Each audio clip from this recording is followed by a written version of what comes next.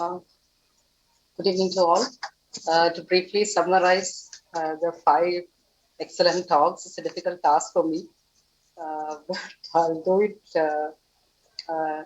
Dr. Andeep Kaur from California focused on the signaling pathways and hypertrophy uh, in response to biomechanical stress such as pressure overload and volume overload.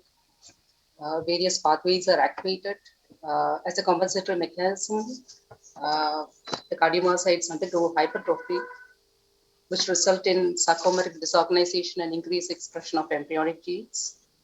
But additional signals, more importantly, like the oxidative stress and calcium overload, lead to upregulation of angiotensin, prostaglandins, and endothelins, which activate pro-apoptotic genes, caspases, and which result in cardiomyocyte apoptosis.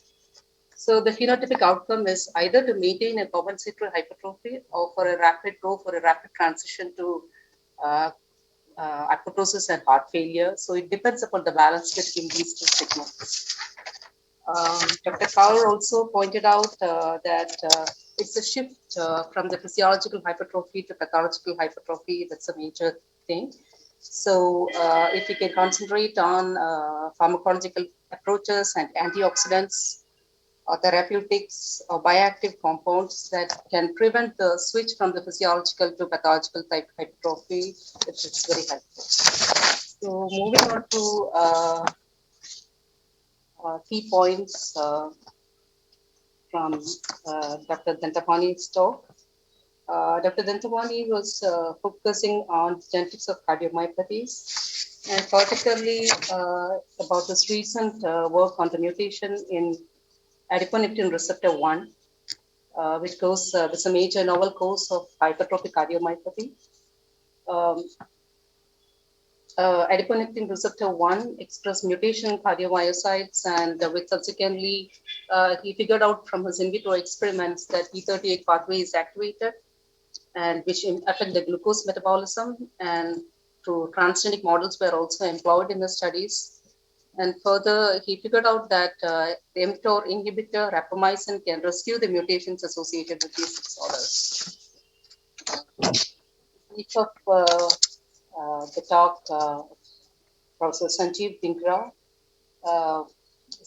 Professor Dinkra was highlighting the stem cell therapies and the hopes of the stem cell therapies for cardiac regeneration, but there are major challenges associated with it, particularly regarding the survival of these cells in the damaged myocardium. There are many clinical preclinical studies were promising, but the clinical studies indicated that there are age-related issues associated with the regenerative capability of these cells, particularly when they use the autologous PMSCs. But long-term survival and engraftment was a major issue. The allogenic cells are an appropriate source in this regard, but ischemia and hypoxia and immunogenicity uh, of the host was also a major issue. In his study, Dr. Dendra pointed out that prostaglandin E2 level, decrease in this prostaglandin E2 level is a major factor that lead to immunosuppression. So another approach that could be a strategy that could be used was to uh, deliver the PGE2 along with the stem cells in a biodegradable gel into the myocardial infarction site that would help the cells be there and avoid immune rejection. Was also employed using iPSCs.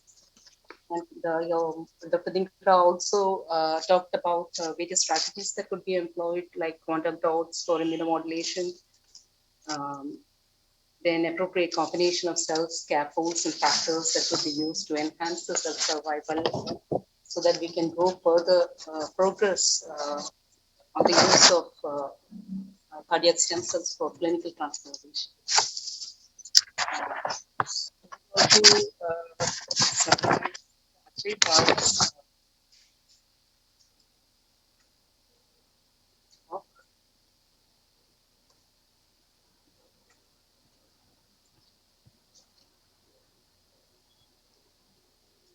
of Cardiotoxicity associated with anthracycline drugs, particularly doxorubicin, which is even lower dose result in LV systolic dysfunction and heart failure.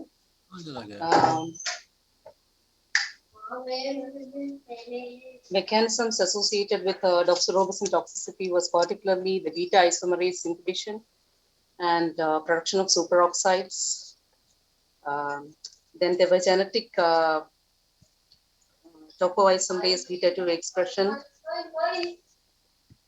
And it is necessary to identify genetic variants that are susceptible to chemotherapy. An EC approach is to use cardiotroponin. There is an increase in the cardiotroponin level, so which to be used as a biomarker for to identify the cardiotoxicity in many patients. And other approach would be to use echo in order to identify the LV dysfunction.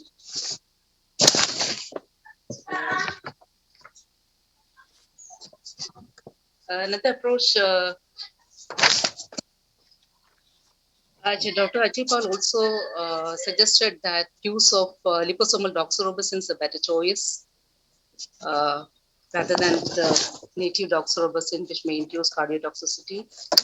And he talked about various cardiotoxic drugs, like which have different mechanisms of action.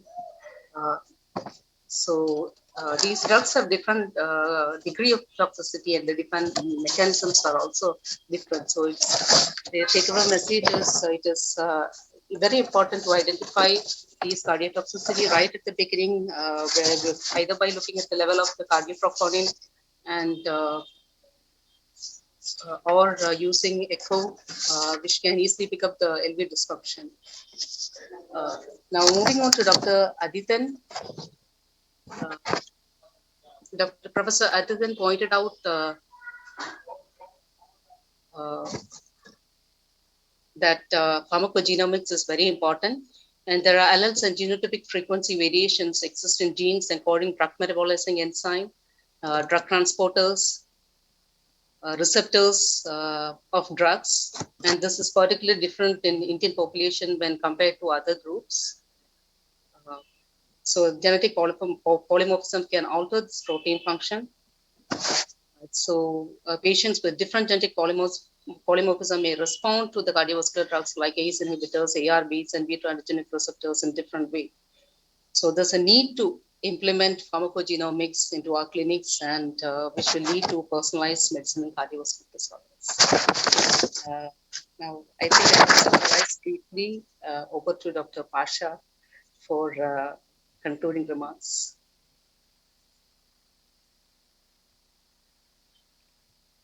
Yeah, I think you have explained and described so very well, Dr. Mohan. Thank you so much. I mean, I'm left with no, work. It was really an absorbing and remarkable session. I will confess so.